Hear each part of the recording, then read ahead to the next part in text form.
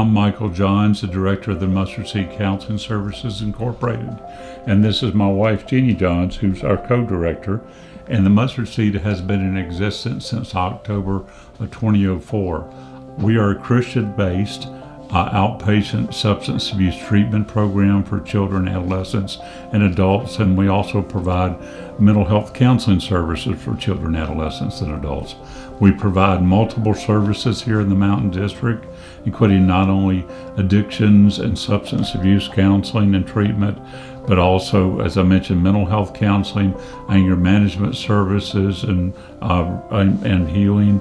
Also, my wife Jeanie leads a employee assistance program for area businesses here in the Mountain District, and here in Habersham County and actually beyond, we're the only DUI intervention program for this area, providing services for people that have DUIs and multiple DUIs to help them get their license back. We are staffed by 14 clinicians, 3 of us full-time, the rest part-time, and we are in the process of having dreams come forth about building some Christian-based intensive outpatient treatment programs, both in Stevens and also Habersham County.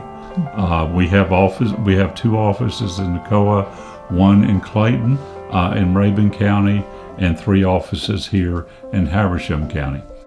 We both received a vision when I was a counselor at Georgia Baptist Medical Center on their co-occurring disorder psychiatric unit, and to come up here to build a Christian Family Recovery Center. Mm-hmm. And little by little, our Lord has been putting the pieces together.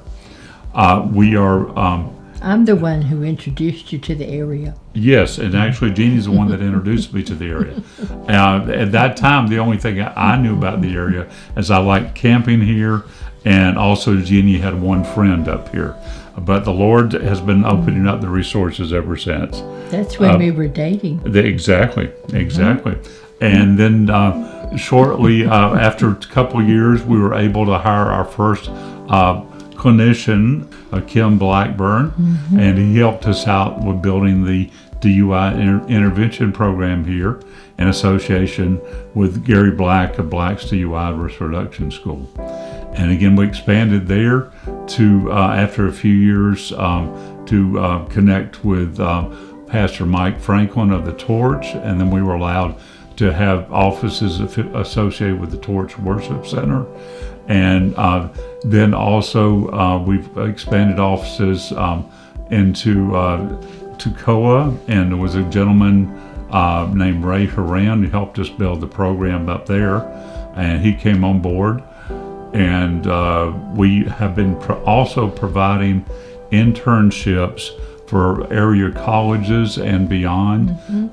We get referrals from Piedmont College, from Truett McConnell's College, from Grand Canyon University, as well as Liberty University and Walden University, to help people become licensed professional counselors, as well as state and nationally certified addictions counselors. We received referrals from many sources, including state and private probation, area DFACs, battered women's shelters such as Fight Abuse in the Home and Circle of Hope, and also Powerhouse for Kids. And we also received referrals from area churches such as the Torch and Clarksville Baptist and other churches in the region.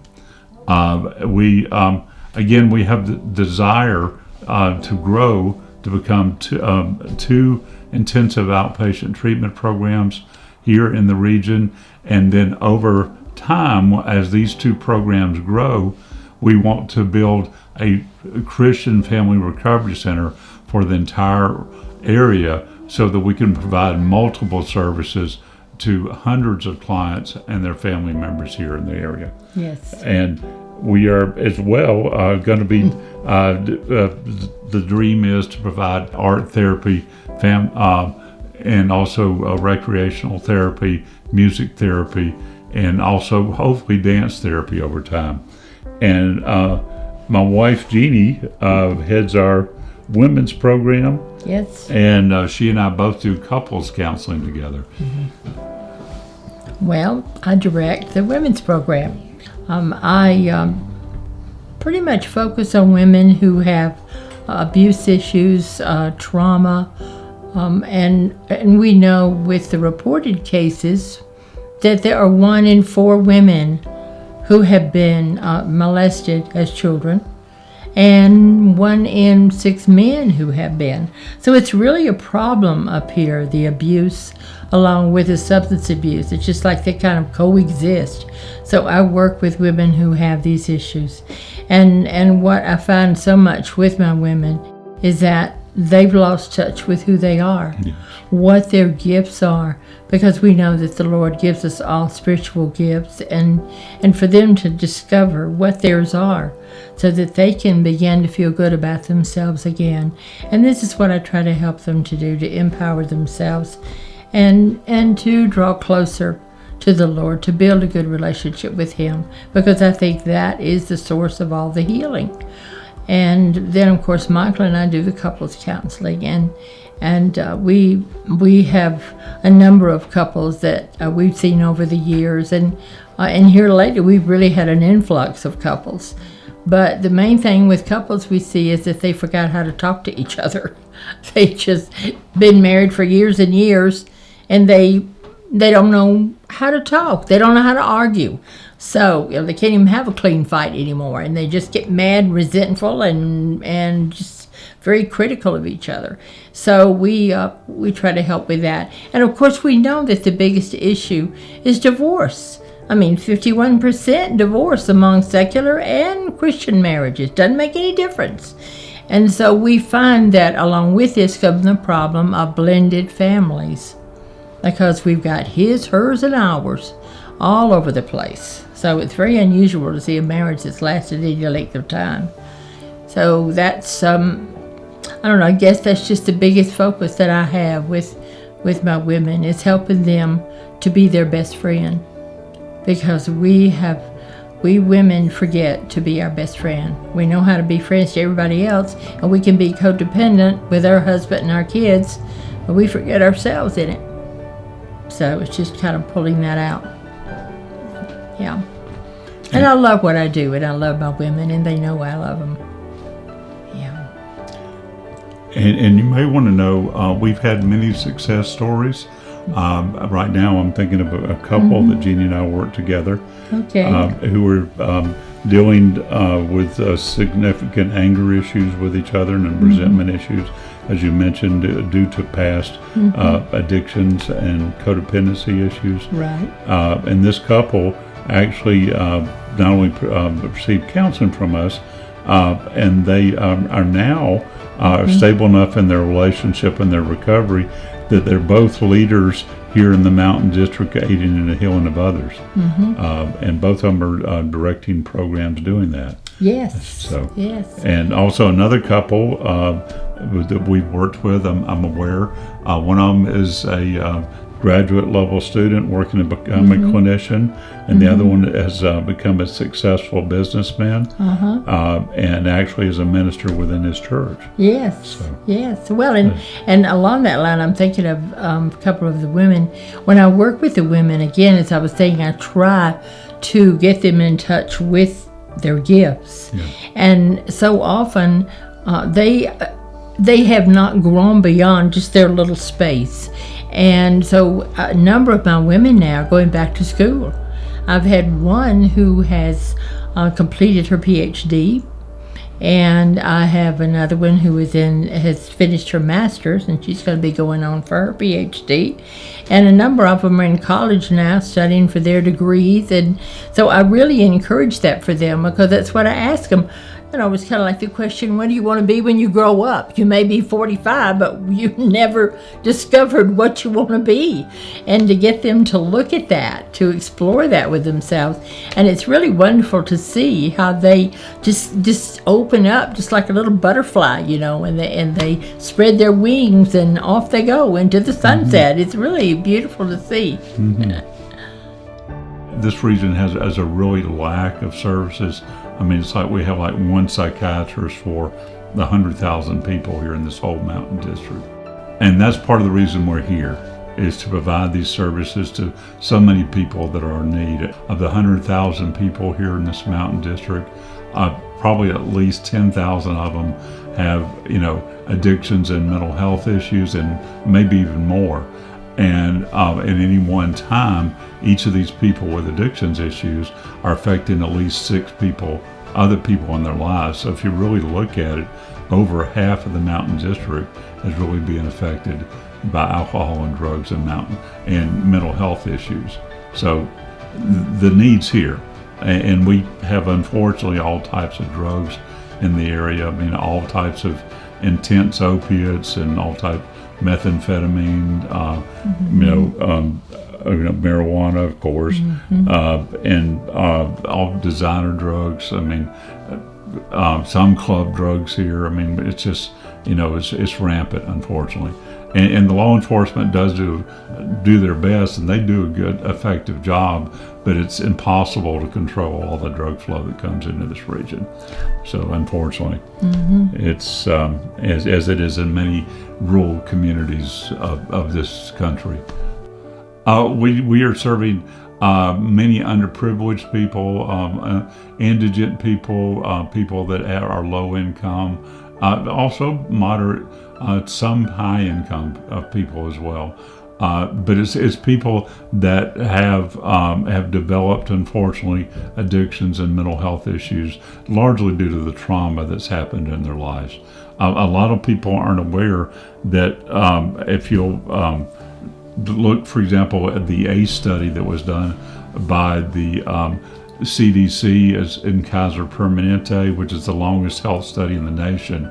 If you've had 2 trauma episodes in your lifetime, that greatly increases, like up to 75-80%, your chances of getting mental health and or addiction and other serious health problems.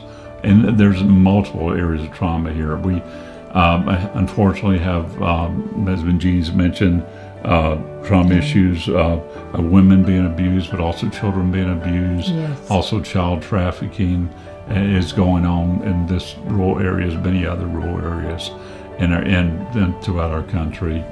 And also, of course, along with the drug abuse, it involves many areas of various types of abuse.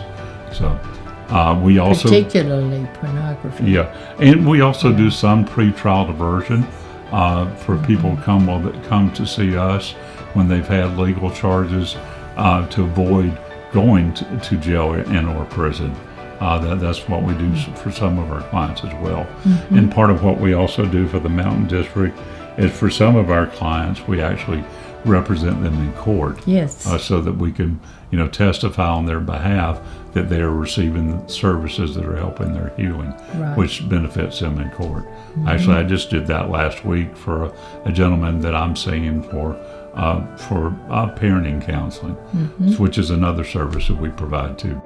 Here in this region, we are blessed with the fact that people that need those kinds of services know about the mustard seed. However, we, of course, are wanting to be marketed beyond. But as I mentioned, probation pretty well knows about the mustard seed, and what the Board of Pardons and Parole does as well, and also the battered women's shelters in the area know about us, as well as DFACS. But also people can check out our website, which is www.mustardseedcounseling.org, or call the main office at 706-894-1371. And we do interconnect with area and regional residential programs as well, because again, we offer outpatient services, and hopefully soon intensive outpatient services, so we can meet everybody's needs.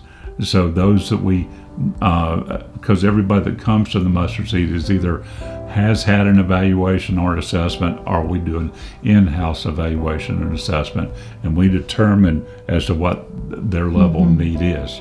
and we make sure they get the proper care. A large part of our dream is to build a Christian Family Recovery Center to aid in the healing of even more people and even more families.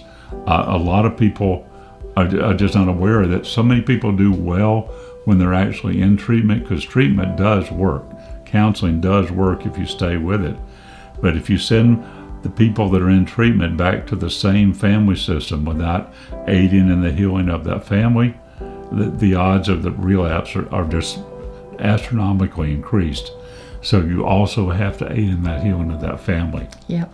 I mean, so many people are addressing the client needs, but we're not always addressing the aftercare needs and those family needs, which really addiction is a family disease. Mental health issues are family conditions, and they do need to be addressed, in conjunction with the family. So that's what we do. That's the reason we work with not only adults and teens, but also children as well.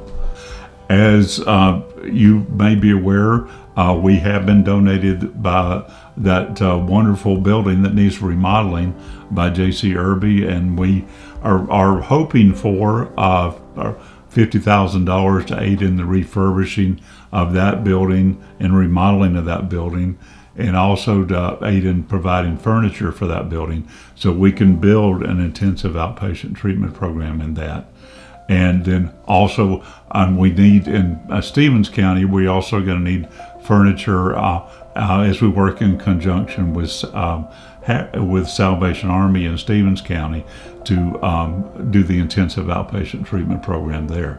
And also we have the dream of working with the Torch and other Christian churches in the area, the Torch Worship Center, to build that Christian Family Recovery Center, which would mean we need even more resources and also need more clinicians. And a lot of our clinicians, as I mentioned earlier, are only with us due to our financial resources right now, only part-time. We only have 3 full-time clinicians. So we really need the resources to be able to hire more clinicians, and the ones we have to be able to pay full-time salaries, so these intensive outpatient programs can come into fruition.